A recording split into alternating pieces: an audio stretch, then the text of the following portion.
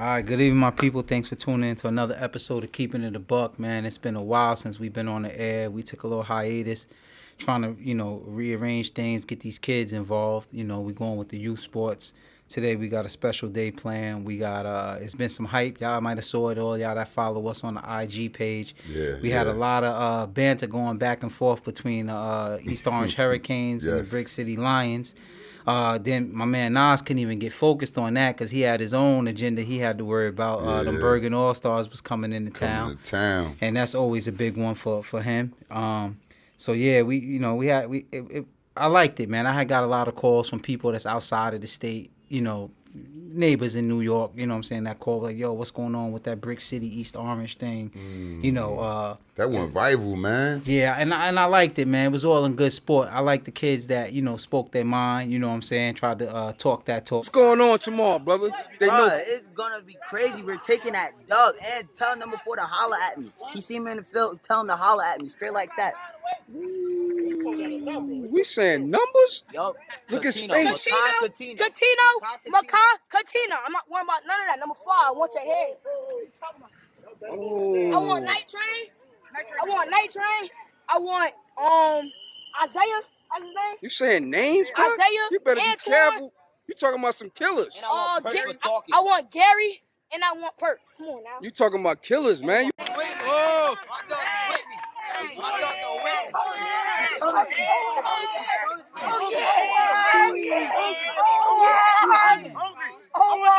Who y'all coming for? Brick City Lions. Huh? Brick City Lions. Y'all trash. That's Who? Theo. Oh, yes, Theo sir. They running. start calling out man. names, and they was calling out names of like real live killers out there. Yeah, I had to play that back a couple times, like, yo. Was that really Night Train? What you talking about, Katina? He said, like yo, that? like, And then when he his said head. no, when they said Isaiah, I said, oh, you just signed your death warrant. Okay, so a lot of you viewers are like me right now. I'm gonna ask Nas to break down some of these kids he was talking about and what's they Isaiah Pierce, man, his younger brother of Kenneth Pierce. This kid is certified a D1 player. I promise you that. What position he play? He's right now a linebacker, running back. I could see him as a safety. What level? JV, junior midgets. Yeah, Okay. Yeah, he's going to be a big time. His brother is a starting linebacker now at DePaul freshman. Doing some big things. What's he known for, this kid? Oh, he's just hard. I mean, they call him Quiet Storm. Kid, he don't say nothing. He do everything the coach asks him to do, but he will knock your head off. And they call his name. And he run how he hit you. Like, that's how he's a physical guy. The kid Catino, he's like a slasher dasher. The other guy, Night Train, he downhill runner. He looked like Jabril in the like how his features and everything like that. But the kid is an awesome runner, man. He could get in and out the hole quick, Okay, and the Hurricanes. Hurricanes got some speed over there. They good. They was really legit. They put up a big fight. The kids banged out. So what was the final score? Junior midget game. 6-9. Junior midget game. 6-9. And it was rain. But from what I heard though, because I had to leave, I was at the prep game at Rutgers. I heard that the Hurricanes didn't really cross the 50. It was just a rainy game where we were fumbling inside the red zone and things like that. So it was just, it was one of those tough kind of games. They're going to definitely play each other again. It's going to be high. Hey, we definitely going to have them in here before the championship or whatever they play them in the playoff game. So let's go to that junior peewee game. I seen the Young Bucks. That. I like that. That was good. Nah, I heard that like the Hurricanes, last year we played them in the championship game. We played them twice. We played them in the championship game. And I heard they returned a lot of those kids from that team. They had 4 kids that moved up. So they brought back a group. But the thing that would save Brick City was we had a B team, Dream PVB. So a lot of kids from that B team are now on the A team. And then we had an additional kid Best Perfect, little young boy from Willingboro. Kid is just, Willingboro, that's South Jersey. He's awesome, but he making that true? Because he go to school here. Yeah, he go to school up here. His father's from here. I guess he's a firefighter. Things like that. But this kid is just, he's awesome, man. Next big thing, he played DB and quarterback. Is that the kid that I seen the footage on Keep It a Buck? that was doing the drills? Nah, that's Lil Freezy, man. Okay. That's a DB guy. That kid is, a special little boy. But Lil Man is good. He's a baseball player also. Okay. So, but I want to talk about that battle on the banks, man. Bergen Catholic knocked out who they played up there. Bergen Catholic played Archbishop Wood from Philly, Pennsylvania. Pennsylvania. Or was it Pittsburgh? It's all yeah. And then it was St. Peter's played St. Joe's PA, Philly. That was a gift bag. Yeah, I want to ask about that because I didn't see the game. I figured the weather, it was wet out there that day. Nah. It wasn't? Nah. I mean, they grown. They high school varsity. I'm These kids asking. are going to college. All right. Division I players. It wasn't, And y'all St. Peter's jumped on them. Jumped on them early. Had them 7-0. Had another drive where they turned the ball over inside, I say like the 30, going in again. It was like a 4th and 1 or 3rd and something like that. Masai fumbled the ball. Masai's the quarterback. Quarterback, yeah. He fumbled on that possession. Then Joes ended up putting the drive together, ended up scoring. But the real thing after that was Prep actually should have been beating them 21-0. Yeah, you gotta capitalize on that, especially like a team like St. Joe's Philly. I don't know if you know this, Nas, but their wide receivers Marvin Harrison. Yes, son. and Jeremiah. Their linebackers Jeremiah Trotter. Sound like an NFL game the way they were saying the names. Yeah, the names. Yeah, they got some. But some the quarterback is awesome, and he's a freshman. Kyle, right? No, sophomore. Kyle McCord. Yeah, he's good. Met him when he was in the 7th grade. Donovan Salter's mom actually introduced us. He came to the Game Changers first annual camp, and Chris Partridge saw him there. That's what Chris Partridge invited him to come to Michigan for the camp. Kid went to Michigan and tore it up, and before he left 8th grade, I believe he received that offer. Yeah, I believe he was invited to the Open too as a freshman, which was huge. Yeah, so they got some guys. They definitely got some guys on that team. But speaking of missed opportunities, that is huge on high-level football because I watched St. Joe's lose a game in Georgia, the American Heritage Plant. And it's like Joe's did everything in their power to lose that game. They got in the red zone on the 1-yard line, came up with nothing, missed the field goal. Well, they were playing without their head coach, right? Yeah, absolutely. I mean, but that like you said, part. Y'all worked all summer in the heat for this, man. Y'all prepared. You worked too hard for this. They saying the same thing about Pope John. You know what I'm saying? I was at the Pope John and PC game. Yeah, brother. That looked like a JV night game. I'll be honest with you. And, they was saying Carson wasn't there. I said, damn, they look that bad without the head coach? Yeah, I mean, I thought about that today because that didn't dawn on me. But no, because Paramus had legit young kids out there. I know they got a mixture of older guys in with them now. No, it's a young squad. Let's not kid ourselves. It was all sophomores for the most part. And I'm glad you spoke about that because that game, it was some bad football, man. We watched about 10 to 12 just couldn't even snap the ball. To my understanding, Paramus Catholic's center is playing with a separated shoulder, so he's snapping with his offhand, which I believe you better off just sending your quarterback under center. Dorian Noel, which is the quarterback, which I think is a great quarterback. His stats didn't really speak well for him, and I think a big part of that was every snap he either was picking it up off the ground from chasing it or just being snapped low, or it flat out was over his head and it was a turnover. Same thing for Pope John. Every time they punted the ball. Pope John could have punched PC all in their mouth. All they had to do was keep giving that boy number 3 the ball, Nafis Matthews. He was running downhill on them all game when he got the ball. They kept having him share. Go ahead. I know you're ready to say something. I want to say that it shouldn't even got to that point. PC should have been up 19-0 at the half.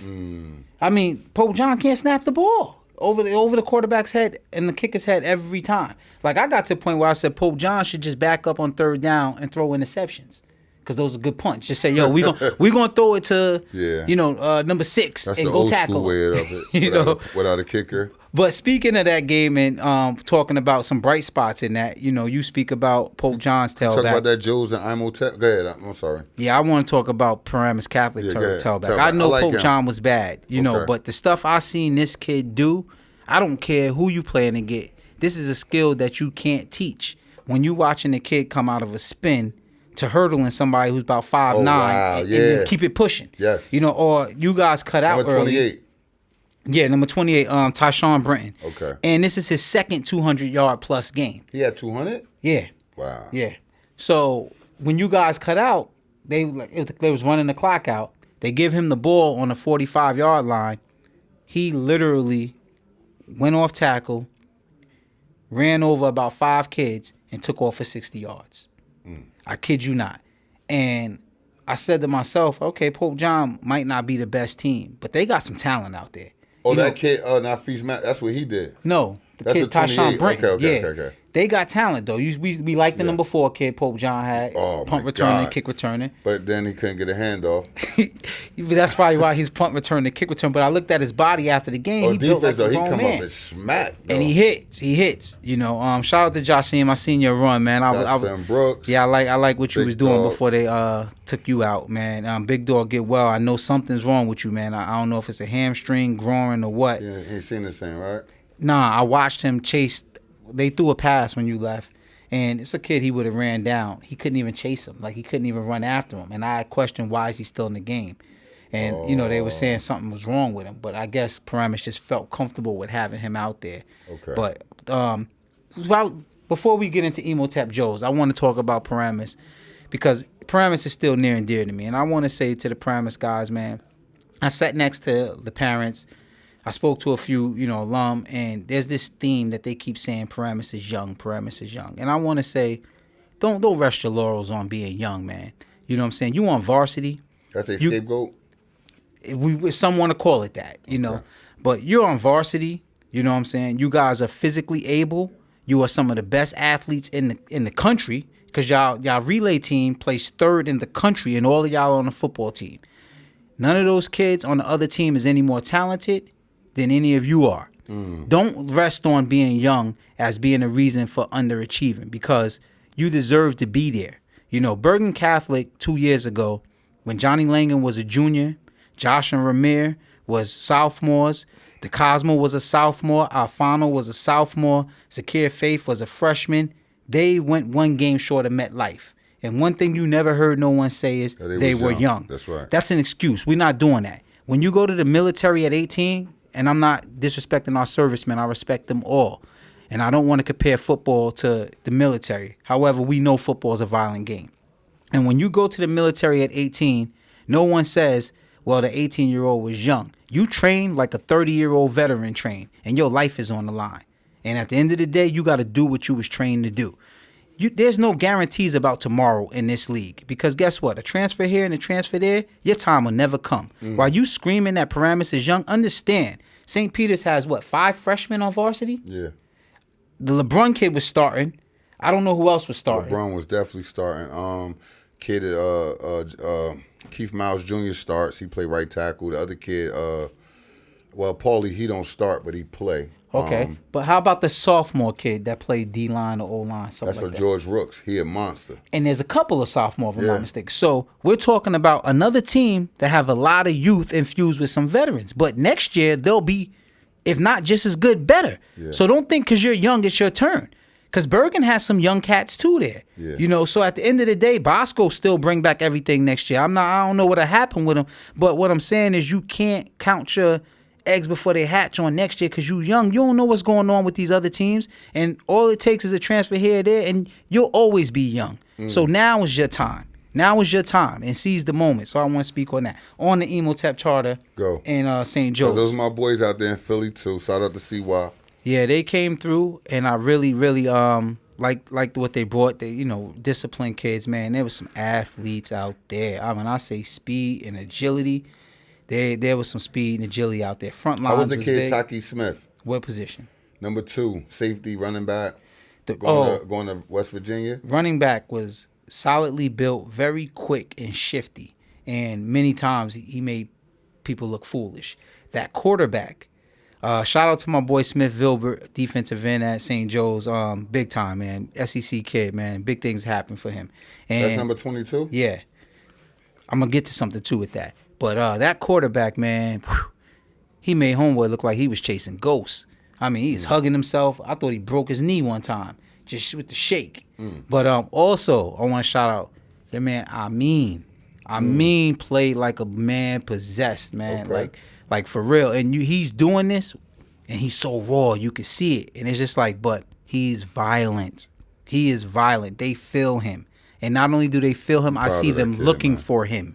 They looking for him. Oh, wow. You know, he's dropping back, and they checking for which side he was coming from, and I'm like, whoa. That's Al-Qadim, little bro. Yeah, it's only the beginning. Shout out to him on the Boston College offer as well. His first offer. You Shout know? out my boy Elijah Juan Mack on his first offer for Boston College. Well deserved, baby Sean Taylor. Big reputation for big hit guy. Mac, you got to start wrapping up though, brother. Yes, you know what I'm talking about. No, you know what I'm talking about. No, I know what you're talking about. But I got to shout out also my guys at Shabazz, Hillside. Who else in the public school world right now? Because my boy Aziz Wilson at Shabazz High School, he had 4 touchdowns in the first quarter, I believe, transfer from Hudson Catholic. This kid could have been easily the top running back in the state. He's probably the best and underrated athlete out here. I'm telling you, there's nobody better than Aziz Wilson. I've been saying this since he was coming out, and I'm happy to see him get his just due. Chopped it up with his moms, gave him the direction to send him in. I hope she stick with it, because you'll be hearing from him soon on the big stage. I promise you. Also, Mike Bright. Game. Yes. No, Mike Bright. 5 sacks. No, wait, no. I was gonna let you go by that, Nas. Michael Bright. I promise you, if Rutgers, Temple, I even have reached out to Howard for him. Listen, man. Howard, you're bugging right now. If you don't offer this kid, people like Morgan State, you should have been gave him 2 scholarship offers. Y'all bugging right now. Keep it a buck. Michael Bright is probably one of the fastest kids off the ball in the state right now. He's athletic. Then he go on offense and the kid could catch the ball. Come on now. He could drop in coverage. Like, y'all bugging right now. I'm telling you, give the kid his just due. He needs an offer. Michael Bright from Shabazz High School. Yeah, I think they just overlooking Shabazz, man, because his body of work speaks for itself. If the kid was in the Big North, that's just like Amin. Nobody knew about Amin. Amin was in Roselle last year. He ain't having a scholarship offer. The moment he stepped on a parochial school at St. Joe's, he play in 1 game, he get a Boston College offer. Michael Bright is just as good as anybody playing right now in the state, and he deserves everything he need coming to him right now. Michael Bright. Absolutely. Also, speaking of that game, man, we got to do better, y'all. I'm going to leave that there. We got to do better. Yeah, we got to do better. That's you right. You know what I'm saying? Us people. So, but we got the Young Bucks here today, yes, man. Talk about it. We got some killers. I don't want to use those words. I use football term. I love it like that. It's football term, man. So we're going to let y'all know we don't mean it literally. Killers, we mean guys that bring that hard hat. Hey, before we bring those guys in, it's a guy named Hollis. You sent me a video, man, of a motivational speech. That sent through my soul. Bro. And I thought about you, Nas, because I know the kids that you work with. You know what I'm saying? And my man said, he said, break your neck to break their neck. He said, I didn't come this far to come this far. That was huge. But shout out now, we got our young boys in the building. Come on, have a seat. We got Queck, Zay McDonald, and my boy Lil Best Buffett in the building. Yeah, man. Hey, just pull up. Sit next to him, man. You don't need to make no space there. Because you got your mic. Now pull your mic. You see how it pulls like this, back and forth? You can pull it till you don't be shy. I want you to speak into the mic, everything. Pull it. It ain't going to break. There you go. From left to right. Pull it. You can pull. There you go. Your name right there. Pull it. And sit back, relax. Pull it. There you go. You can relax. Yeah, see how Hollywood did it? Yeah, man. So, this is my junior midgets? Nah, Junior Pee-wees. Junior Pee-wees. All right, man. So Junior Pee-wee. I'm going to get to it because, Nas is mad familiar with y'all. I'm not. Yeah, so we're going to start from left to right, man. What's your name, what position you play, and what team you play on? All right, so I play for Brick City Lions. My name is Marquez Alil Dorsey Jr. And my position... Marquez, pull the mic to you. You good, Quack? My position is, I play for Brick City Lions. And What position you play? Wide receiver and cornerback. Okay. My name's Eddie McDonald. I play for Brick City Lions, and my position is running back and linebacker. My name is Lamar Best. I play for Brick City Lions. I play quarterback and corner. Okay. All right, so this week, man, was my first introduction to y'all. I seen kind of went viral with East Orange Hurricanes, man. They called some names out. They had some things they wanted to introduce y'all to. So I want to ask, and y'all can all comment at, one by one, but where was you did any of y'all see that video? Yeah, I seen it. Did you see it? Yeah. Did you see it? I saw it the day of the game. The day of the game. Okay, who saw it that night? When it came out. Me. Yeah, I seen it. So all of y'all seen it that night? So what did you do? You call your friends or where was you at when you saw the video when it dropped? I was home and like when I seen the video, I was just thinking like we gotta beat them because like basically like a lot of teams they'll talk smack and that's the main team that lose. Like they'll talk a lot of smack and like claim they're gonna do something but they never do it. So like basically the people that talk the most trash and like talk down on you, they gonna lose. So just win humbly, basically. Ooh, okay. So and how you felt, Zay? Well, I was. Hold on, let me ask you. Did they call your name? Mm-mm. They knew better, or Yeah, they knew they better. forgot you? They knew better. Actually, I want to clean that up. That was the JV team that was calling out names. People JV saying TikTok. TikTok. They said they gonna put him on the clock, They but said this they gonna kid put y'all on here, the clock. you had a nice run, man. Before I left, I watched you scoot up the sideline, but then when I saw that little space, talk about that jump cut. Where you get that from? Where you train at? Well, I train with DM, so I do a lot of like drills with cones, so I get like quick with my feet. So There's agility drills. yeah, Yeah. So he trained you with running back and everything too, or where you get running back training from? I get running back training from DM mostly. Okay, that's good. Okay. And what's your name? Lamar. Lamar. Where you heard it the next day? Yeah, And I how heard you- it the day of the game. How you felt about that when you heard it? That was what you needed? Yeah, I called my father. I was like, we gotta do these dudes dirty. They can't talk like that. Like, Now I heard they had a big receiver, Yep. yeah, and He's a walker. that was he was and he was talking oh, he was talking. all game. So let me ask you, what was the score of the game? 12-7, 12 to like 8. 12-8. So y'all was in the dog fight. Yeah. So it was a good bang game. out. It was a good game. So at any point in that game, right? Clock running down, y'all in a tight game, y'all know y'all can't let them score. How you feeling at that moment, knowing they talk like that and they might pull out this W? Like, how was that on your mind? Like, we can't let them get in? So I messed up. I messed up the end. I was lazy. I missed the tackle and they scored. But like after that, I was like, these dudes. I'm not letting these dudes beat me. So when they scored, they took the lead. Yeah, they took the we lead. didn't get our extra point, and Yeah, then we didn't get our extra they got the extra point, so it was 8-6, Okay. and there was 5 minutes left. And In then the game? Yeah. Yeah. And I Oh, the went, game was on the line. and I went to the Yeah. sideline, and I said, "Everybody, come here." And I was like, "Yo, these dudes talk a lot. We talk too, but we gonna back it up. This game not over. Keep your heads up. We got this." And then we went out, and then we ran a couple plays, and I threw the pass to Quat. Oh, you threw the. Yo, hold on, man. wait, No, wait. Nas. He sent chills. Yo, you went into the team and said that by yourself? Who told you to say that? Nobody. How old are you, man? 11. For real? Yeah. No. You for real? I'm dead Because serious. he ringing and something, man. I ain't never seen an 11-year-old He's a special take kid, man. Yeah, that's He a come from a real special leadership family, quality, man. man. That's gonna take you real far, man. Like, Your grandfather is the captain of the. No, my dad's the captain. Your dad's the captain, and My grandfather worked for him. what? At the fire department, right? Yeah. Okay. oh, so But your you grandfather got commute. him in. Yeah. Why you laugh about that though? Because he always talking about you gotta be a leader, but he got his son bossing him around. Look, I want to ask you something, Hollywood. So you talk about 5 minutes left in the game, and so when you grabbed your team and you pumped them up. What was going on through your mind? What play that you was thinking? What was you thinking of to do? I was thinking about getting him the ball. I was thinking about getting him on like a speed out, trying to get him in open space, or getting Zayton to run down get Zayton so I could lead him on a pass, get them to do something because I know they playmakers. They gonna get something to happen.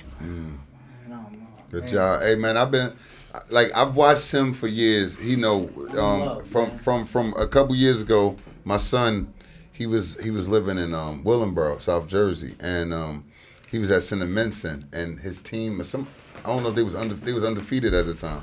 They played them. I saw him, so I ran into my friend Lamar's best, which is his son. And when I saw him that day, I said, "Oh man, this kid is awesome." But I've watched these guys growing up from our flag levels. These guys. These guys who is Zayden McDonald and Lil Quek right here. This guy actually, he's which is Quek. You know, he's like injury prone. Every year, either his arm, leg, foot, there's something going. But I'm seeing him right now, and God has blessed him, and you know, whenever he's healthy, he put up big numbers. But Zayden McDonald, ladies and gentlemen, you'll be hearing from him as a running back in the future.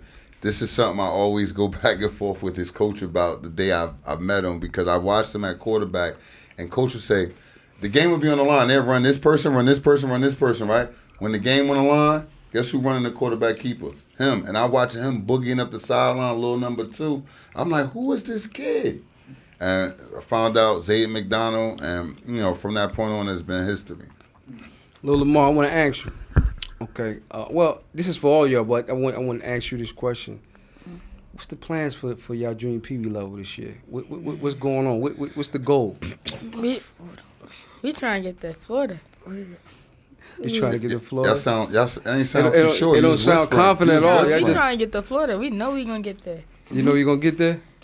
Anybody in our way got to get out the way. All right, I hear that. So now that the Hurricanes is down, who on the menu next? Because you know, I know they ain't the only tough team. Y'all league is tough. Who you got next? Let's talk about that. Talk about what's Hurricanes stuff. No, we did. It was 12-8, right? Yeah. Y'all Hurricanes 12-8. So let me ask you this though. Did y'all leave that game with respect for some kids that y'all didn't expect the ball out the way they did? No. No. All of them talked smack to me all game, and all they did was talk. Every play, that kid I was guarding, I followed him across the field. Every side he went to, I had to go guard him. Number 2 came up to me, come jam me. I jammed him. I said, He you want said me to that jam to you? Yeah, he said, come jam me. I said, all right, I'm in the flat. I can play aggressive. I went and jammed him. He didn't get off the line. I said, you want me to jam you again? So all right, let me ask you this. Y'all might have to see them again in the playoffs. That's a good thing. Yeah. Knock them out. Look at Quek. All right, so I guess what they say, same stuff that make you laugh, make you cry, huh? Now, one thing about these kids, though, bro, you got to see them work. They really work. So it's not like they up here they just answering the questions to what you asking them.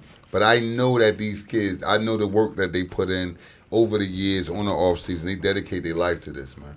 And these guys are our future throughout our organization here at Brick City. These guys will be the next big names in the state. Look no further than these guys here. I promise you, they'll be big in the state of New Jersey. All right, so before we let y'all go to get your junior midgets, I want to ask y'all, keep it a buck. One of y'all get stuck that game? Like, I know somebody had to feel it.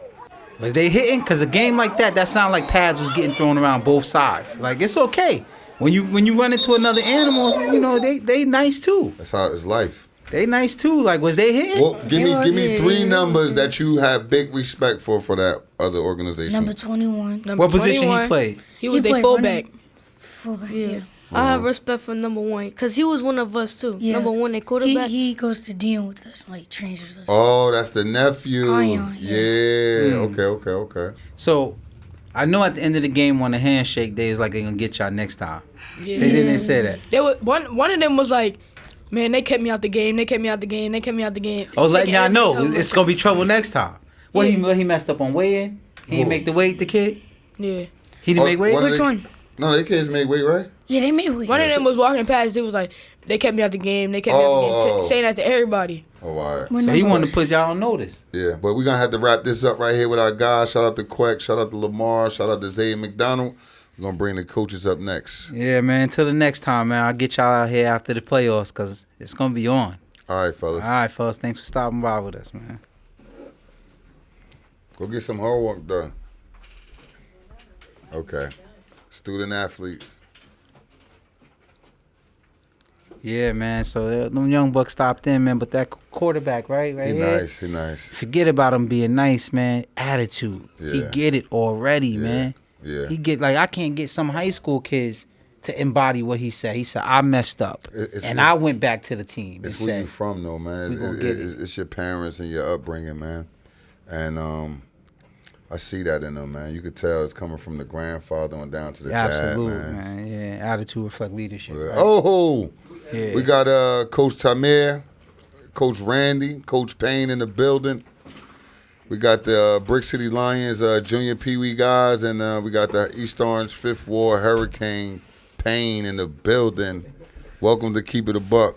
Yeah, so what's going on, fellas, man? I like the demographics here because we got, the Brick City coaches and the East Orange coaches. And me being a dude that's, not from here, moved to Jersey, years ago or whatever, new to the rivalry and everything that's going on. I've watched, my boys up in Spring Valley scrimmage and play with the Hurricanes many times. But this is my first time with the Brick City and the Hurricane thing. And I'm going to tell you, I was all in after watching the kids, do their little thing on the video. And I think that's great for the game because, they the unheard. You know what I'm saying? We don't hear from them until they get to high school. And that's what we bringing now, that everybody knowing, bringing that attention. I had cats from around my way like, yo, what's going on? That's going to be a good game, blah, blah, blah. So the tickets were sold. The tickets were sold. It so happened to rain. Yeah, but the people were still there. I was fucking like, wow. That was a good one. That was a good crowd.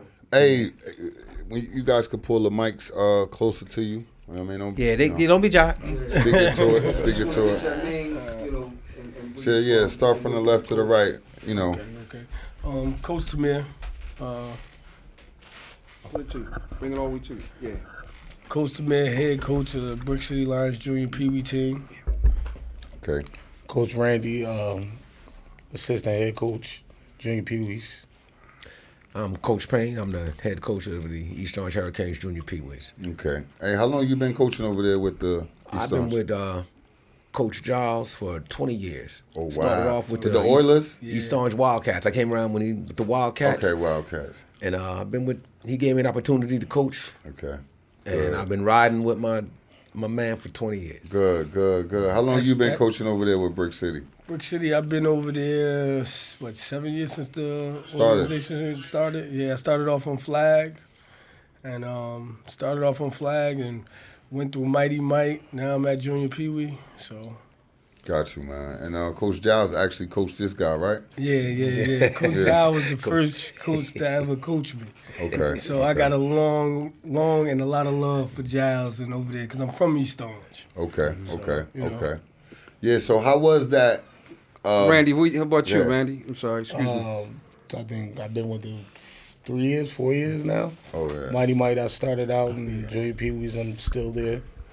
From East Orange, play ball with Nas, East Orange Falcons. Grew up with this guy, man. Coach McDaniels and all those guys, with different era. Coach Giles is a longtime family friend of ours, though. Okay. I know him personally. Good dude, real good dude.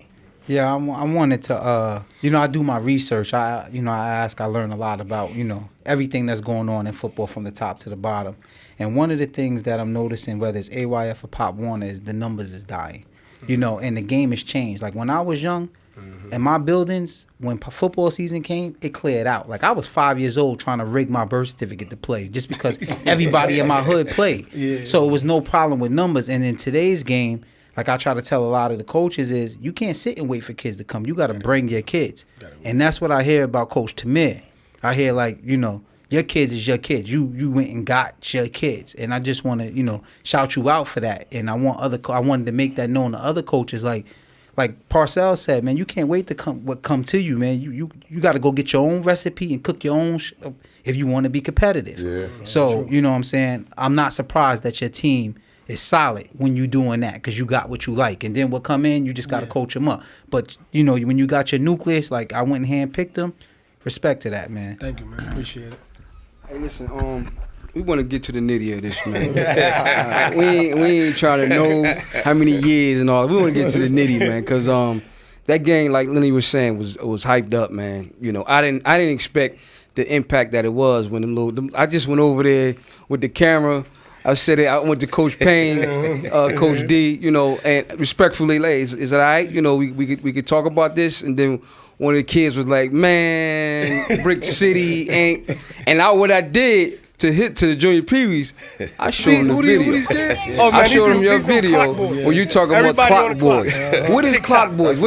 What is that about? What you know? What the Clock Boys about? Check it out. TikTok. Clock Boys came up, because last year our Mighty Mike team was called the Juice Boys, right? They won the states and everything else. I mean, the Ruckers and everything. So, I was like, you know what? I said this year, everybody's on that clock.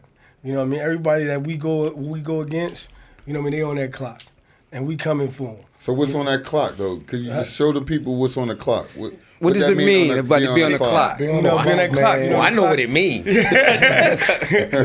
because I'm gonna say this to you. You're talking about on the clock, but before you even really got in the grid, you got to know what you got. True. To be talking about you on the clock. Mm-hmm. So what is putting a person on the clock? What is that? Well, when you scoring 28 points or more, okay. You understand what I'm saying? Mm-hmm. They got the mercy rule, so in Pop Warner. So when you put somebody 28 points, then they want to just run the clock. Mm-hmm. You know what I mean? So, Yeah, so when it's 28-0, so they automatically start running the clock. Yeah. Well, I'm gonna tell you something. When I took that video over to Coach Payne and his boys, it was so cute, right? I gotta say, right? Because I'm talking to Coach like, listen, man, hey, they right here. Mm-hmm. Showing the video. When I showed them the video, they was looking like TikTok. Then they made fun of TikTok. TikTok. We gonna beat them! Huh? What did we say? TikTok! We don't tell them, we show them. We don't tell them, we show them. TikTok! Yeah, because I showed them it, and then they looked like, TikTok? TikTok. I'm like, oh, this is gonna be a doozy. Yeah. And doozy it was, man. Them boys came out and played, bro. Nah, they came out and played, man. Yeah, hey, Coach Payne, I want to say, I'm gonna tell you that. What was that? They always banged out though, Coach. I'll be honest with you. Since Mighty Mike, since we came into league, since they've been the Wildcats, they always gave us fits on those smaller levels. It just ain't transition over to junior peewee. And then one thing I give them props for too is y'all came back with swag. I like the uniforms. I like the new helmets. Yes, sir. You know what I mean? You guys are doing something big. That was part of the reason for the name change from East Orange Wildcats to East Orange Hurricanes. Okay. We wanted to change the colors. So when we were going to change the colors, we said, you know what, we're going to change the name. Mm-hmm. We decided to go with Miami, University of Miami, the the Hurricanes. Gotcha. So we went orange, green, and white. And it jump-started it because, you know what, kids see the hottest, oh, man, them uniforms are nice, da-da-da-da. So, it got us some attraction. You guys are the new hottest team in East Orange right now. Oh, yeah. Oh, yeah. Well, I mean... Oh, yeah. We quiet. I call it a quiet giant. I mean, I'm. This is not really what I do. Yeah. I come to the park. We work hard. I'm a product of the Marine Corps, so we gonna be disciplined. We gonna be aggressive. And the chips. What impressed me the most about this ball game this weekend was the level of execution with both of these teams, considering it's only week two. That's right. And considering they only 10 and 11-year-olds, bro. Come on. Was flying Let me tell you something, bro. On the 10, 11-year-old, listen, man. I've seen the bigger teams throw the ball, and it's like, oh, man, why he throw that? This team, when that ball went in the air, you was like, whoa. Because they were so efficient throwing the ball, both sides. Yeah, I mean. When they threw the ball, I was like, You know what I mean? Threw the ball, I was like, So what? Okay, so let me ask you then. Let me ask you, Coach Payne. What plays was aggravating you? Like I told you, what aggravated? What was aggravating us? What aggravated you? What aggravated most was that last touchdown. He ran that. I think it was a post, and he came all the way across. But they ran it once, and he dropped it, and I'm like, they're going to come back to that. It was there. They ran it once, he was open, and he dropped it, and I'm like, they're going to come back to that. Why you didn't throw the ball much, Tommy? Well, in this game, because of the rain, I really didn't. I guess I was playing a little more conservative. I didn't want to make a mistake, and I felt like my kids, up front, can handle and just can physically push and run, and everything else. You know what I mean? So, but you know. You came back second half, and you was like, "Hold up, man, we gotta." I said, we gotta let this young boy spin a little bit. Yeah. Coach, what was your plans on stopping that? Their passing attack? Pretty much, I just went to a regular defense and just pretty much just kept it honest.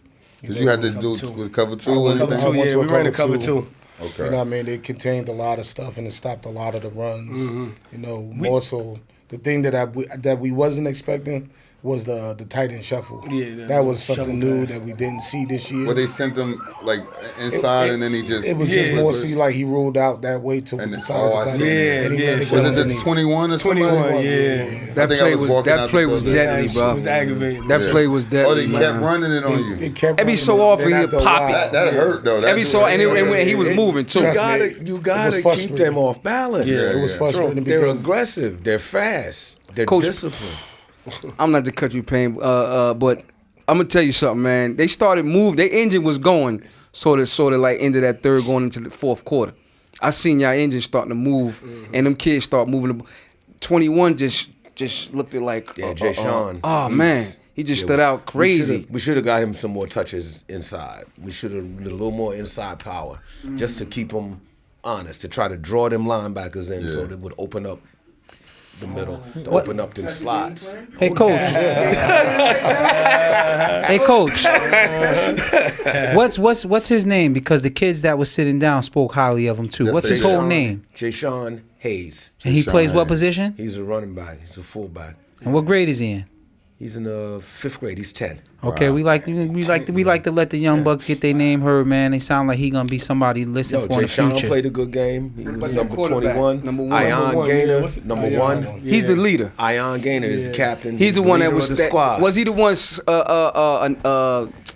What's the chant? He was chanting. One shot. He's the one started the chant. Be high. Yeah. He's the one on the video. He the one shut it down. Was like, listen, man, 1 shot, 2 shot. Yeah. He didn't want to hit him with that TikTok stuff. That's DM nephew. Yeah. He shut it down, man. And number 2 was dangerous as well. Number 2 was real. He was dangerous, man. Number 2 was real. Talk about your quarterback. What you see in him and. Oh man, Lamar he's a special kid, special talent, man. You don't get him a lot at that age, understanding the game, being a field general the way he is. He has football terminology. Yes, he does. At 11. At 11, He yes. sat here and blew our mind. Yeah. You know, I mean, he's a kid that he loves the game, and you can tell it.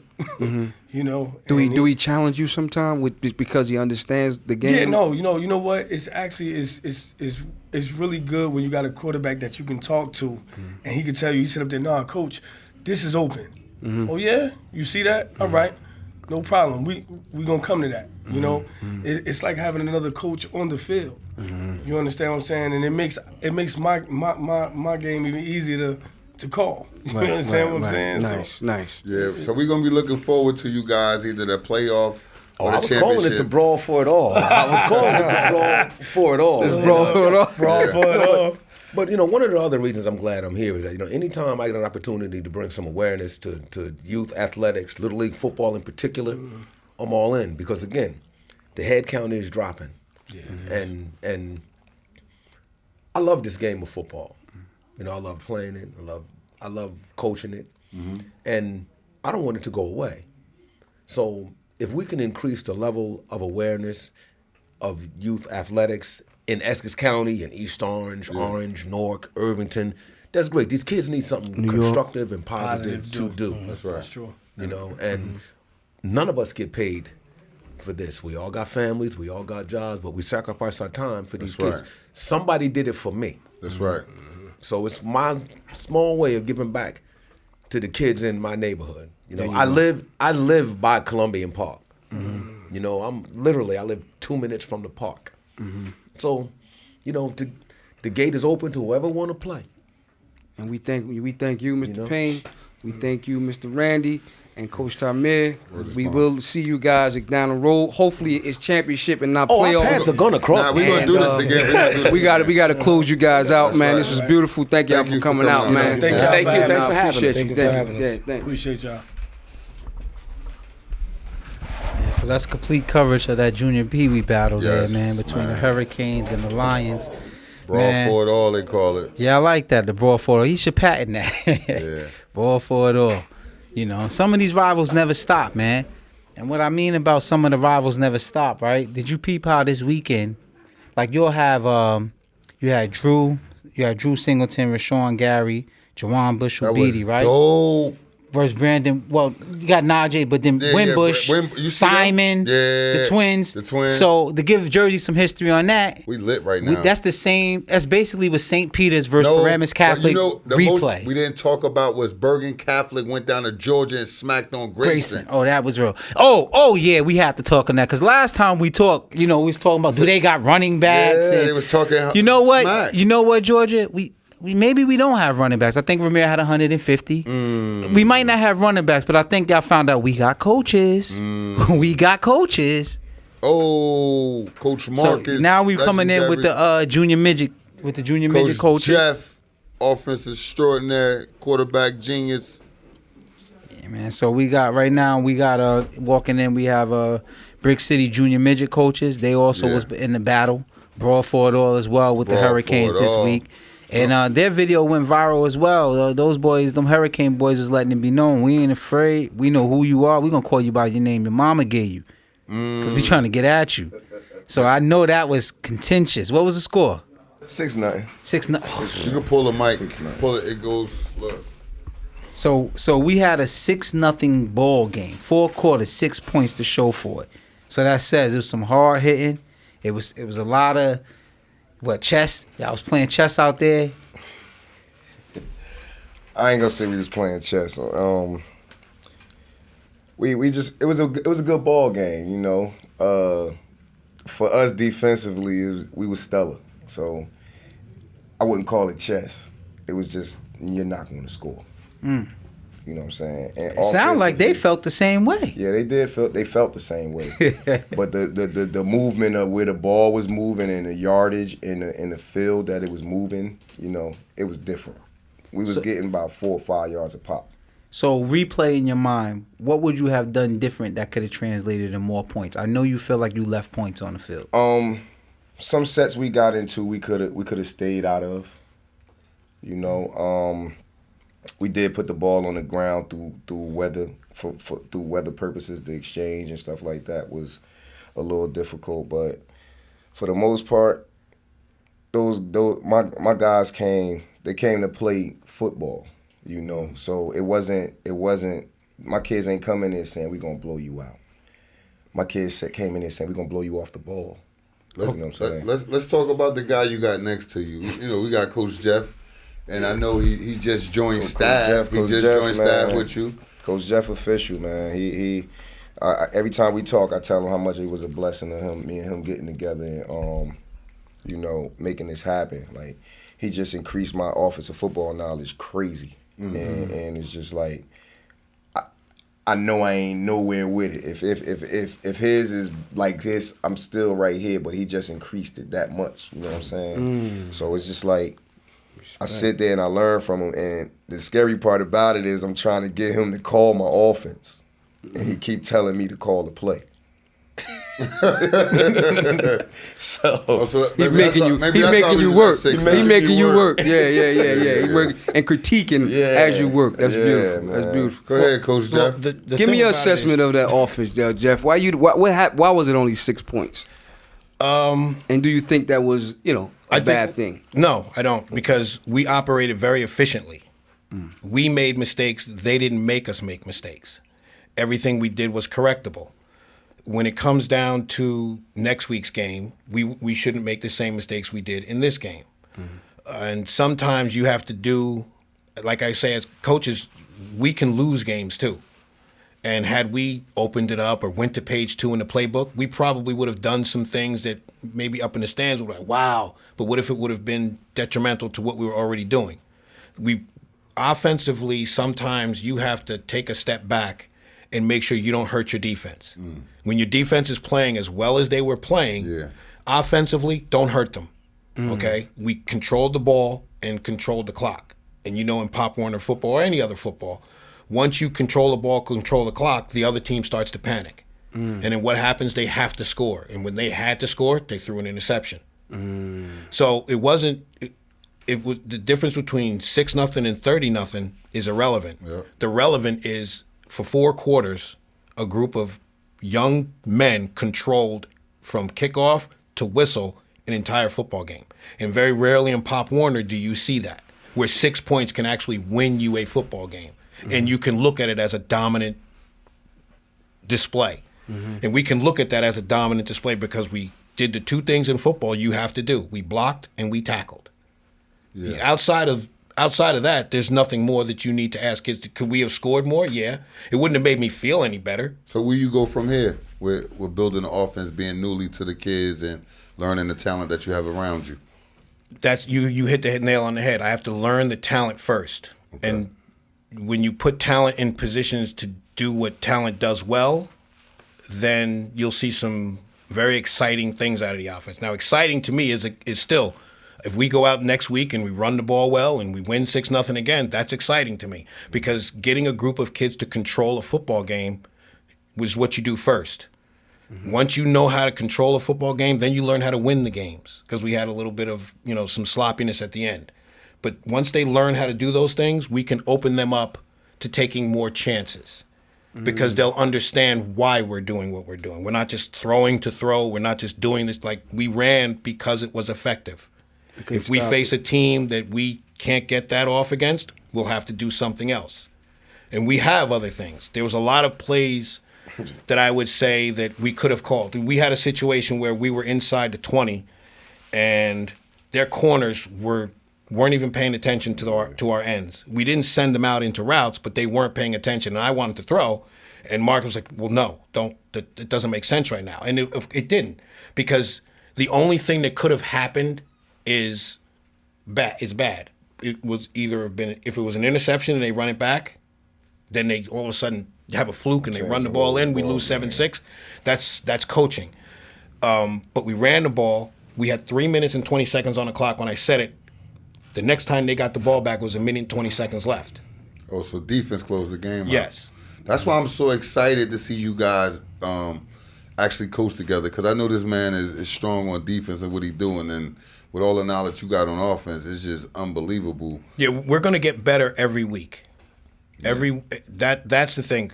Come tomorrow when we go to practice, we're going to correct our mistakes, and then we're going to get ready for Elizabeth. But we're gonna get better every week. I love how you gradually came in this situation and not pushing your weight around and not you allowing Marcus to still do what he was doing before you got there and just critiquing or helping with it. I'm glad to see you just gradually coming in. But I want to ask you something. What do you see down the road for this team? Against Elizabeth? Just in the future. I know you don't like to look past, but no, I can look past for what they're going to be. I think they're going to be efficient. That's the first thing we're going to make sure that they operate efficiently. But there is going to come that time when, I'd say in about 2-3 weeks, where that offense is going to be a nightmare for a defensive coordinator. It's going to be a nightmare. I'll say that now. It will be a nightmare. I want to ask you another question. Yes. That video. What happened to the team with that video? Do you think? Because me and you had a conversation about that, and you brought some light to me that that I want you to express also. Like the video. Do you think the video brought that? Because I seen them kids. They was on a whole nother attitude. Like I know they ball, but they from the snap. It was like, boom. They was just attacking. Like it was like 6-7 kids on every single tackle. Yes. And they didn't even get a first down. I mean, I was trying to look for it. They didn't even get a first down. They didn't get a ball past the 50 They didn't get the ball past the 50-yard line. They moved past the Jaguar? They didn't move from the butt of the Jaguar if they was on that side, and they ain't moved from the head of the Jaguar. Yeah, and that when I seen them play the Jaguars, I was like, whoa. I told Mark, I said, yeah, Mark, it's going to be a little battle. It's going to be a battle. Mark was like, yeah, we're going to get them. It all comes down to coaching, like he said.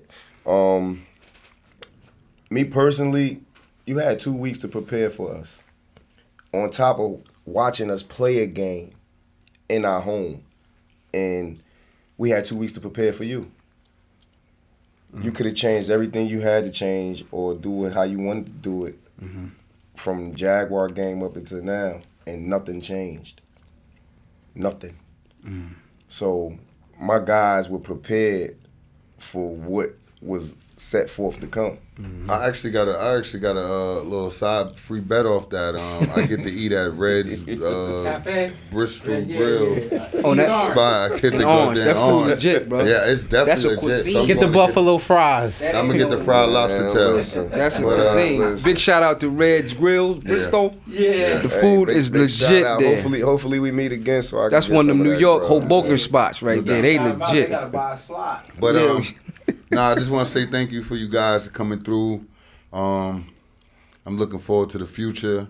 You know, I bet I'm gonna see a rematch, and it's a scary sight with these two guys. You got Coach Marcus, you got Coach Jeff, man. We got to get y'all back up here, man. Yeah. I know it's so much.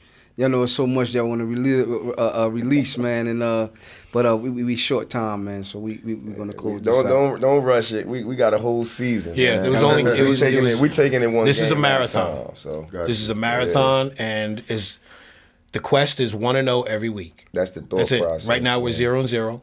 We go 1-0 on Saturday. That's it. That's all. That's Sunday. it. That's So- all we got.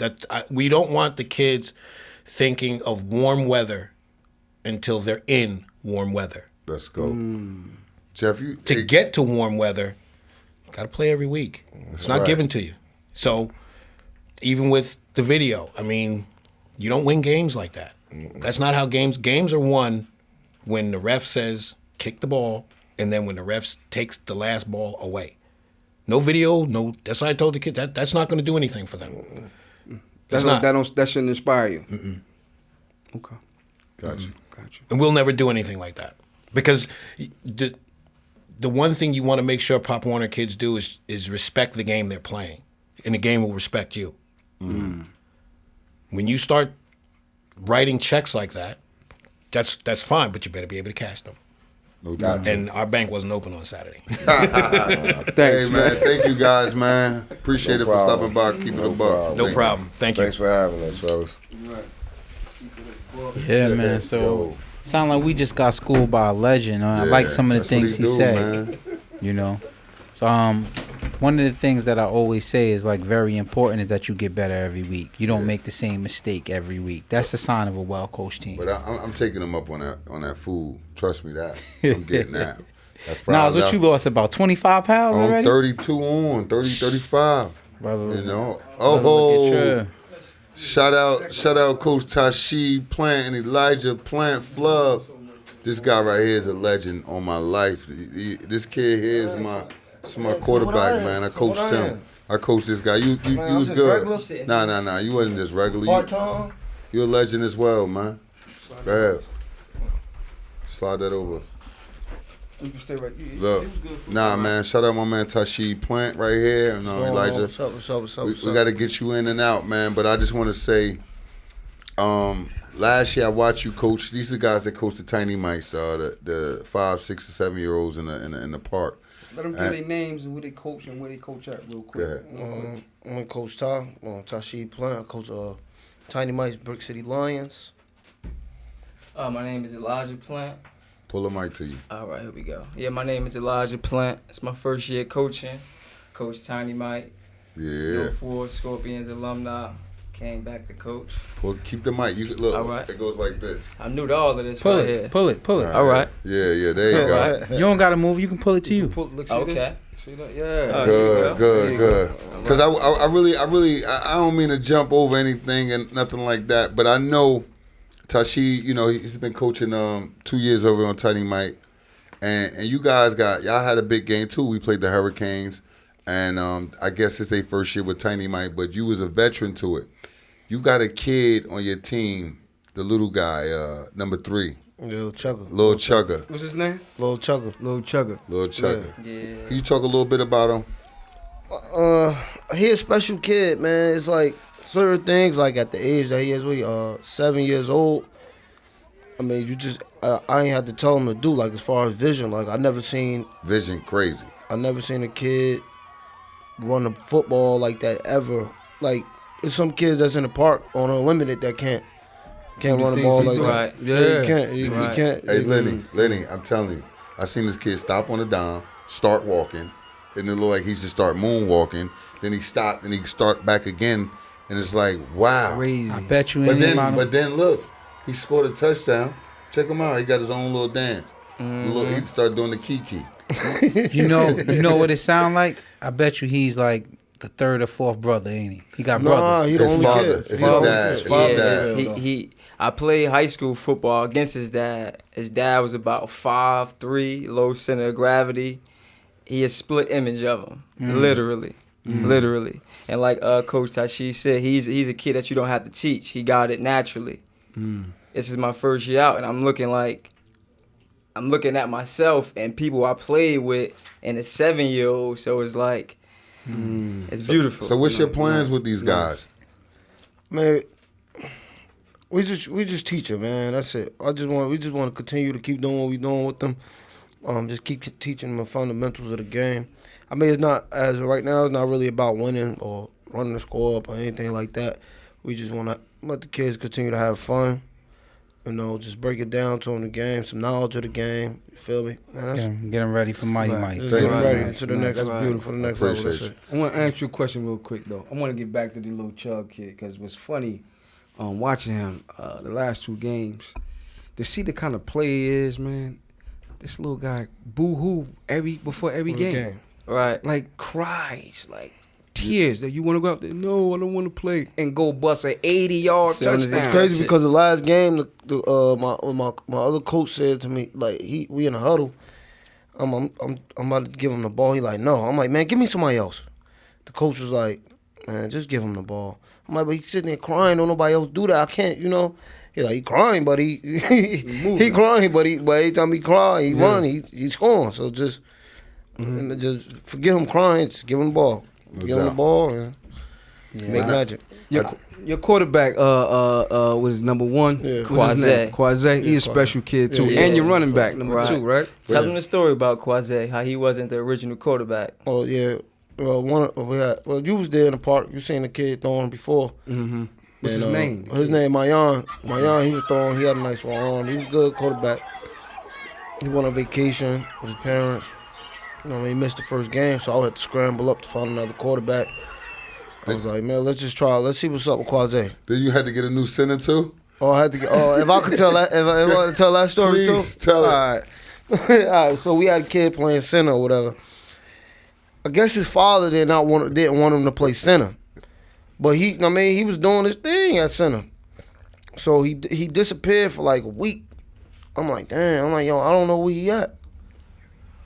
I'm like, I don't know. Where he at? What did he tell you when he got back? So when he got back, I'm like, where you been at? He said, my father didn't want me to play center. He said he figured that y'all got another center by now. So, I tried to try out somewhere. So then my center missed, the center that I replaced missed like 2 practices. So I'm like, yo, come play center.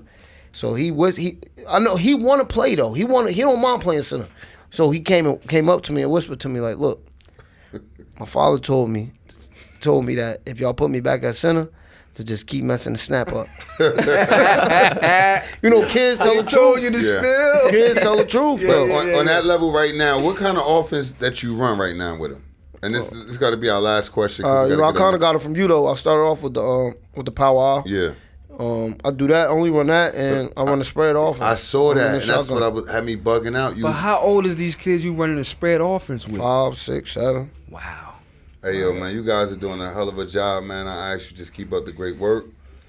Real talk, before y'all go, I want to say something about that spread. Because I watched my brother Mike Miles implement that on a Tiny Mike level, too. And I knew guys in the program that was peewees. They were saying they too young, they can't do it. And Mike said, kids don't have limitations, adults do. Mm-hmm. Whatever you teach them to do, they can do. Right. And that's that. Yeah. Exactly. No doubt, my guy, man. I appreciate you guys for stopping by. Keep it a buck. We're going to do this later on one day. Hopefully you guys, I promise y'all, I said if y'all go undefeated, I get y'all a big time Tiny Mike game at the end of the year. We'll play a championship game, all right? All right. That's my I word. want the Aztecs or Earth. Okay. Now you calling names. Good time, fellas. Thanks, No fellas. doubt, man. I appreciate you guys for stopping by, man. Yeah, man, that's a funny story with the Yo. snap. Yo, Yo, Dad but said, by figure by now, they got a center. Yeah, I know the guy. We got Savon Huggins in the building. Do it. Yeah, man, Savon Do Huggins. it. Legend in Jersey. I was actually glad to hear you was out there. I didn't get to stop in and say what's up, but I'm gonna tell you, I saw your first. You didn't play much freshman, but you did play a freshman game against St. Joe's your freshman year. Yes. And I don't know if you remember, I came up to you because your father was there. I said, "How old are you?" And I said, "Nah, no way," because you took your pads off and your body was like, it was different for a freshman. And I thought you was ringing at that point. Man, I'm like, yo, this kid, your pops is waiting for you by the gate. But it's funny because I talked with Marquise. Was that Marquise Watson? No, that wasn't Marquise. You were a little older than Marquise. Yeah. But I remember it was you and Royster back then. Yep, Sheldon. Yeah. Sheldon, So I remember that, man. Wow. I just remember the way you was built. Crazy. So when did you start working out? Because your body wasn't freshman like. I started working out like seriously probably like end of my 7th grade year, and I was like, I had a trainer. I was, after practice, I go train with him on the weekends. I'm getting sessions in, but like to be honest with you, like when I was like young, like I really, really like wanted to play in the league. So like I had dumbbells in my basement. I'm doing dumbbell curls, forearms, making sure my arms, like I was doing the push-ups, sit-ups, way before I started training, and I guess that that gave me an edge as far as how I looked when I came in, because I was lifting all on my own, nothing crazy, but I was squatting. Like I said, I was a pretty good squatter. I had all that stuff prior to me getting to high school, so that kind of gave me an edge over the other freshmen. I'm gonna ask, who was that pushed you? Who was that? My dad. But I swear to God, honest truth, man. Like I wanted to be Adrian Peterson, Marshall Faulk so bad. It was obvious though, and like that was like I couldn't wait to watch college football. Like I used to be mad when I have games on Saturdays in Pop Warner. I'm like, I can't wait to watch Maurice Collette. I can't wait to watch Ohio State. I can't wait to watch Reggie. But like that was like who pushed me. Like all those dudes in college. Yeah. Like I knew I couldn't wait. I couldn't wait to set the TV on the time. Yeah. When that game come on, Mom, Dad, we got to be home. Like whatever we got going on, we got to be home so I can make sure I can watch these games. So like I just wanted it so bad, and watching like Bushes of the world and Clarettes of the world, Willis McGahee's of the world back in college. Like I loved watching college football, and that's honestly what motivated me. Savon, I mean, I'm gonna ask my brothers, just give me a second, because you got a wealth of experience, and experience is knowledge to give back. Right. So I kind of want to walk with you through your process. First thing I want to ask you is, I want to take you back to high school before we even get into your whole upbringing. I want to take you back to high school, 12th grade. Right. Royster, Lampkin, you guys are like top something in the country. Did y'all overlook St. Joe's? No. I just think that, we had a lot. I wouldn't say we overlooked them because, at that time, not everybody was playing a powerhouse every game because it was a big game. We was always excited. We was ranked, top 20 in the country at the time and all that. But I wouldn't say we overlooked them.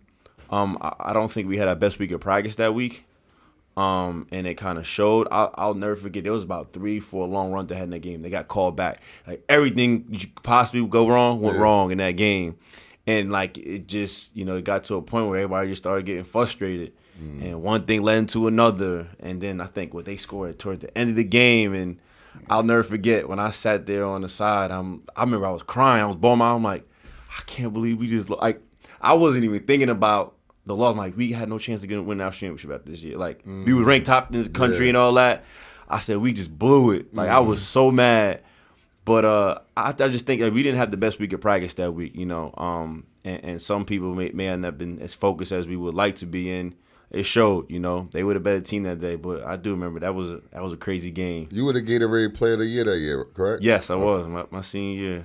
So what I want to ask you now is, you went through the whole process. I mean, you was one of the most highly recruited kids in the state, if not the most highly recruited kid in the state. You played varsity as a freshman at a time where a lot of kids didn't do that. Right.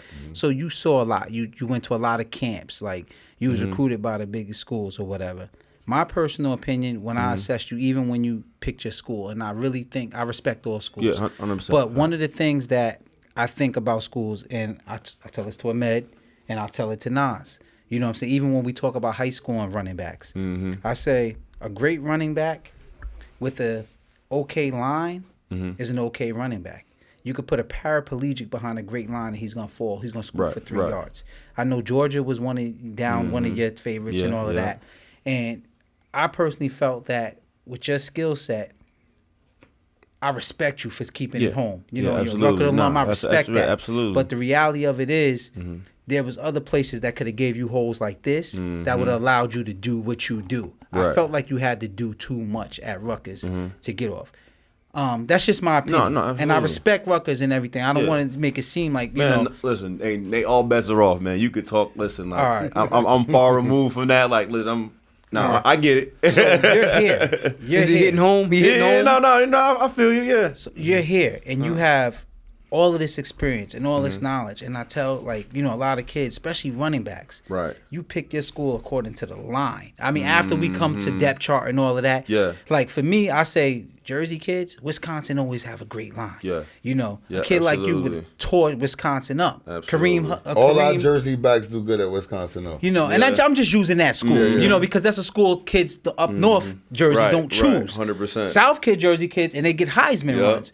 But for you, in hindsight, looking back, what did you learn about recruiting that if you have a son that you would say is the most important part about picking schools, like that maybe you might have not done because you might have went with your heart. I get to play close to home, blah, blah, blah. What did you learn and you say, if I have a son, when it's time to sit down with these recruiters, this is how we doing it? I'm going to tell it to my son this way. Listen, either you going to go to the most prestigious school academically or you go to a school that's going to help you get to the league. There's no in between. And break that down. I know what that means. You know what I'm saying? But Like, break that down. And what I mean by that is either you going to Ivy League or you going to a school where I know regardless if you tear your both ACLs that you're going to get set up and have an opportunity with the benefit of the doubt at that school. You know, you go looked up high up in the spectrum as far as in the real world after sports. Like that school is that prestigious school, like say if it was Princeton or Notre Dame or whatever case may be. Regardless of how well you do on the football field, a degree from that surpasses probably 90% of the other schools out there in the country, unless you know, in with a donor or something like that, or you networking and stuff like that. But that network, once you graduate from that school, is already flooded. You know, so that's what I mean as far as academically. So it would have to be one of those schools or Bama or a school like, listen, like you gonna go to the league even if you on a third string. I feel that way about Bama. You get what I'm saying? Like that's how I guess just from my experiences, how I probably would view it. You know, the other ones in between are great, but like there's so much gray area in those. Like you just don't know. You know what I'm saying? Your coach is gonna be there 2 years exactly. From now. Like Alabama, Saban's or one of those schools. Like even if he's not there, they still gonna be good. Alabama. You know, speaking of Alabama though, you was one of the first few kids and to be a running back from New Jersey to get an Alabama offer. I remember that. Yo, Alabama, that was crazy. Auburn, it was crazy. Yeah. So when you go through things in your head, because we came together because we all got a common passion for giving back. Absolutely. When you come to your head, I know you got the Team Do It thing, and I drop in on your Instagram and look, you know, but you know, no disrespect, like I told Ahmed, and he thought, oh, you got something personal with Nas. I unfollow LeBron James because he don't follow me back. If you don't follow me back, I don't follow you. Absolutely. So I saw your page. I looked and I like the things you're doing. But with that said, I always say, you know, you acquired, so you seen it all. You know what I'm saying? You seen it all. What is it that you said, I need to give this to the kids because if I had this, it could have made a difference. What is that?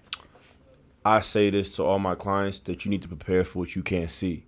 And what I mean by that is, you know, even kids playing Pop Warner or whatever kids may be, like having success at a young age, believe it or not, just clouds your judgment on what reality is. Because as you get older, nobody cares about like your feelings. And when I spoke to Seton Hall Prep, one of the kids asked me, what's the biggest adjustment when seniors go to college? And I said the biggest adjustment is that they get in their feelings. And it's not personal, but like that is a real struggle for kids who had all the success in the world. And just because you work hard, you're not guaranteed a position at the next level in the NFL. Like, there's a lot of dudes that's probably are better than a lot of people who playing on Sundays and Saturday nights that don't get the opportunity because they in the right place, right time. Mm-hmm. And that is what I try to, articulate to the kids, how important it is to make sure you get your education and that you build relationships throughout, football, basketball, baseball. Like, use your platform to leverage outside of sports. Like, don't just use that because you can't play forever. And like literally you one ACL away from like it being done. Or obviously they have all these things, but like you one ACL or shoulder injury from you going from, on a hiatus high up here, and then like now nobody knows who you are anymore, or nobody really showing you as much love as as you would like to. And they take that personal because I just feel like they rely on their sport so much. And you should, but you gotta also use your sport as leverage. And that's why LeBron James and Tom Brady and, Odell and these guys use their platform to do other things. I mean, even LeVar Ball to an extent. Now, I don't agree with what he does, but he's using his son's platform to help leverage their brand outside of sports, because that's not going to last forever. Like the big baller brand might make money even if they're not playing. Yeah. You get what I'm saying? And people don't see it that way. They just see it like, oh, they got to do X, Y, and Z. Okay, what if he get hurt? Mm-hmm. Like, what if he not playing? Then what?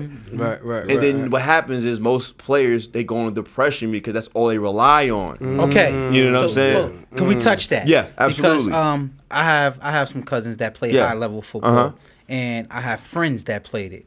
And when you've been great all your life, you've succeeded, you've been that one, and then finally the air comes out of it. And I've noticed most go through depression. Like I had a cousin, like he finally came out. Yeah, he said, I was an alcoholic. He said, I found myself working in Abercrombie and Finch. He said, for one, when you're a high level athlete, you never work because you're always perfecting your craft. Yeah, he said, I didn't know how to pay a bill. I didn't know how to pay a phone bill. He said, I didn't know nothing. So, I'm looking around and I'm working in the mall and I played high level sports. He said, that was humbling. He said, and he found his niche and he got so he could speak. And he's like, I like to speak to athletes because it's like the unspoken thing. Nobody talks about the crash from going from here to your league tryout and when they cut you. He was with the Jets. They cut him. He broke Wayne Corbett's records at Hofstra. He played with Remy and them. That's who it was, whatever. So Colston was on his team. He like, yo, I'm just as nice as him, and then you get cut, like you said, right place, right time, and it's that letdown. And I feel like that's the nobody talk about that part. Yeah, that's the. I want to ask you about speaking of brand. We was talking about brand. Yeah. Talk about Do It. So I started Do It. It came from Coach Rich Hansen at Prep. I believe I was a sophomore, and that was like our freshman year we lost the Boston State Championship, and the next year was trying to get back there. And every year he has a theme.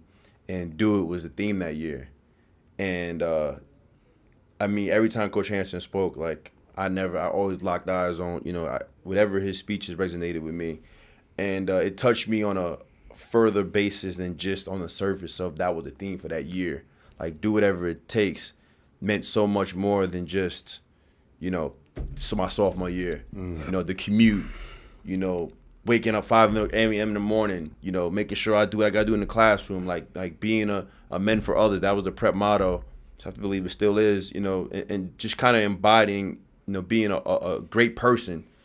And that's what resonated with me. So even after the next year, like we used to give bands out every year, and I kept that band on my junior year, my senior year, and I really embodied that. Like, I got old pictures of me hashtagging Do It, before it became a brand. Yeah. It's funny, people like seeing them, like, I've been hashtagging it back when I was freaking 14, 15 years old. Yeah. And I loved it, but, social media wasn't that big of a deal back then. In 5-6 years span, it's different. And I felt like, Do It embodies kind of my life to this point.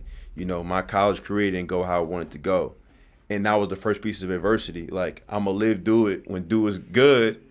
All the success, but like now I gotta figure out a way to make it work when I'm not playing like I want to. You know what I'm saying? I get a couple of injuries and coaching changes. Like, are you still gonna do whatever it takes, or are you gonna, kind of feel sorry for yourself? Like, so I lived that, and I didn't allow again my injuries to to deter from me still getting my degree and graduating 3.5 years. That's right. That's doing everything. You know what I'm saying? That's doing whatever it takes. You know what I'm saying? That's the prep. And That's yeah, you know what I'm saying? And that in turn gave me the opportunity to go to another school and get another degree. Yeah. Now, if I felt sorry for myself after, messing my knee and my shoulder, I wouldn't be able to graduate in 3.5 years. Yeah. So that kind of really resonated with me from when I was, back in a sophomore in high school. And I was like, I don't know how I'm going to flip this, but I feel like this is a way for me to be able to use what I learned and how my experience to help the next. Yeah. And that's how Do It became a brand. It's guys like you, Nas Oliver, is the reason why my son actually goes to prep. You know what I mean? Life after football, see you guys still doing well and doing a great thing.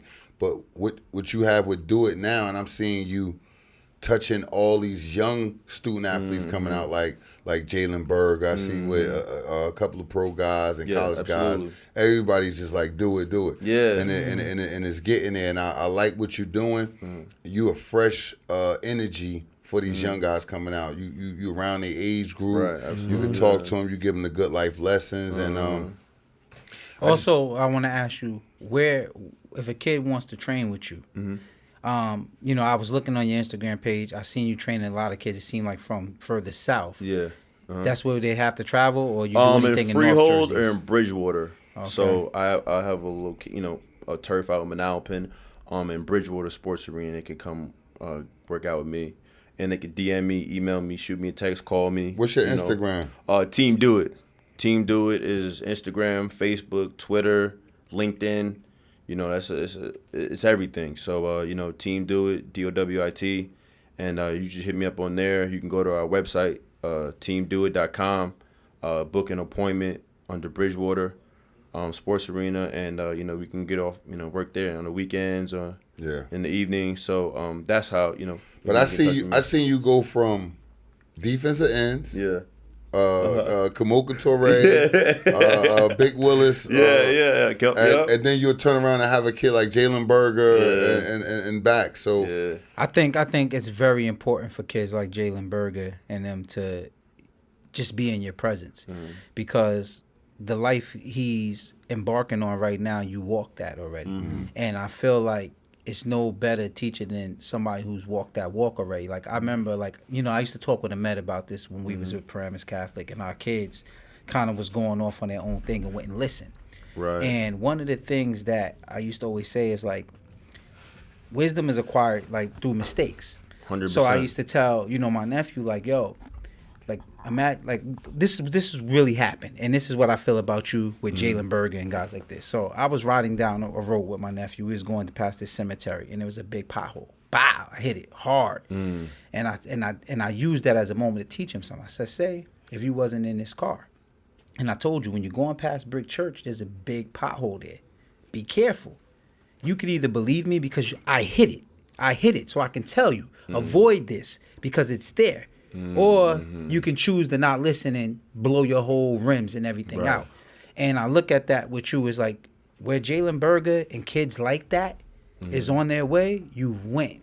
So I feel like it's real important for kids like that. It don't have to be you. It could be anybody that been that path. Right. But they have to get somebody like that can tell them yo, this is gonna be there. I can tell you it's going to be there because everything you're doing, I did. And nothing's new under the sun. The game don't change, just the players. And I feel like that's important for them to get with you, even not even the trainers, just to pick your brain. I think that's so key because, again, when you have a success at a young age, everybody want to be your friend. And I get that. And again, I don't want anything from anybody. It's more so that mentorship and understanding. Because, again, when you have a lot of success at a young age, I don't care who you are, it clouds your judgment. It's human nature. If you are successful doing what you're doing, you believe the way you're doing it that that's what it is. And that right there, it kind of I feel like for me, it's my duty to be able to help people get the big picture and not be focused on just the now. Because you bask in the glory, you get all these scholarships, you get X, Y, and Z, coaches love you, this and that, kind of help the person, whoever it is, step outside themselves to get the bigger picture and see listen, this is temporary, but make sure you utilize your platform for others. Even when I had scholarships and all that, I would go to different camps and tell yo, you look at this guy. like I'm having this success because this dude helped me. You know what I'm saying? So it wasn't like I'm using my platform to help other people. It ain't just about me because I won't be here without, you know, my family and my boys and that helped me get there. And I think, again, and that is so key to do that because it keeps you humble. You know, if you don't, then, like, you think, you know, your ish don't stink. And again, it check you hard when things don't go right, you know, and then you live in a false sense of reality. Like, you don't live in reality, and your pride start getting in the way. So I definitely make sure I love to, again, just continue to impact them and tell them about my experiences because I think it can help the next.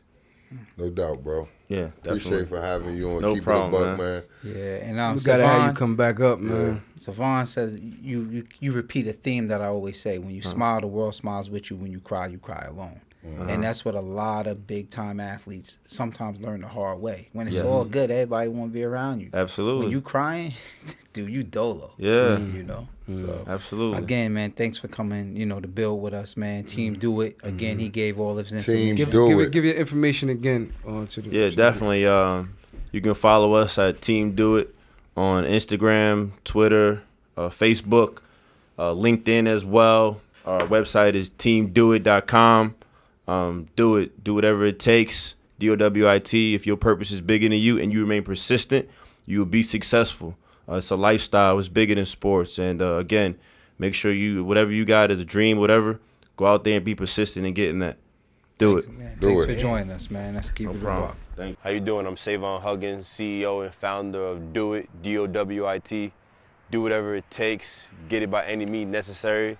As long as your purpose is bigger than you, you will be successful in life. Stay persistent. Make sure you stay persistent. That is the key to this all. Do it is not only just a movement or a training thing, it's a lifestyle, it's a mentality.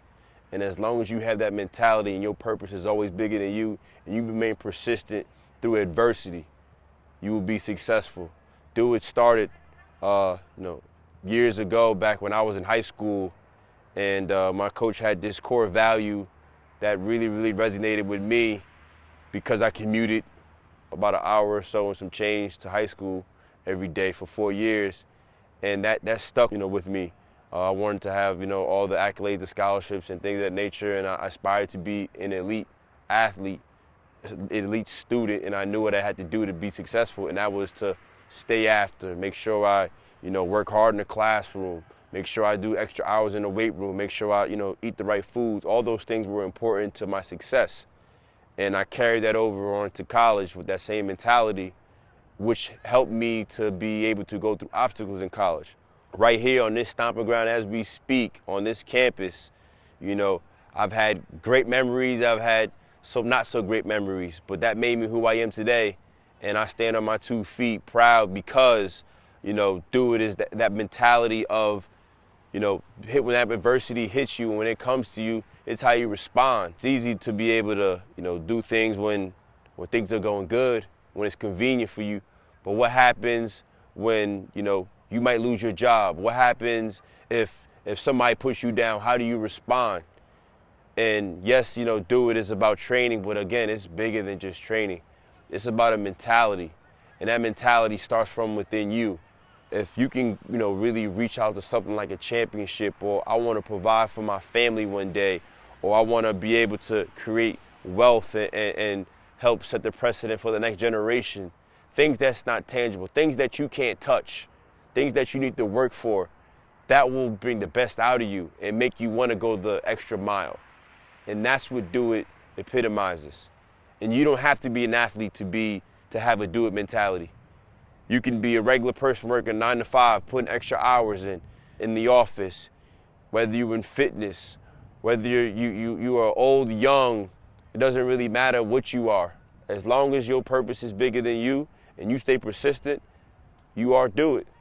I'm sitting here to tell you that today I'm a living testament to exactly why, I am where I am, and be able to have a platform essentially to be able to give my knowledge to the next. And I want to help bridge the gap between students and athletes. Athletes have this biggest misconception that we just play sports. But what happens if you blow your knee out? What happens if you go behind a depth chart? What happens if there's some family issues at home? What happens if, you're not doing well in the classroom? You can't play on those fields. on those courts. So I feel like it's my responsibility. I enjoy doing this to help bridge the gap between being a student and an athlete, because without one or the other, it won't work. Because if you're just an athlete, that will crumble, because you can't play a sport for so long. But you know what? This right here, knowledge is the new money. Shout out to E.T. Eric Thomas. He said a quote about that knowledge is the new money. And that's what it comes down to, because nobody can take away this from you. They can take away your knee. They can take away your hand, your arm, but they can't take away your mentality. And your mentality comes, again, from within you. And as long as that purpose is bigger than you, you will be successful. Hi, I'm Savon Huggins, and I'm Do It.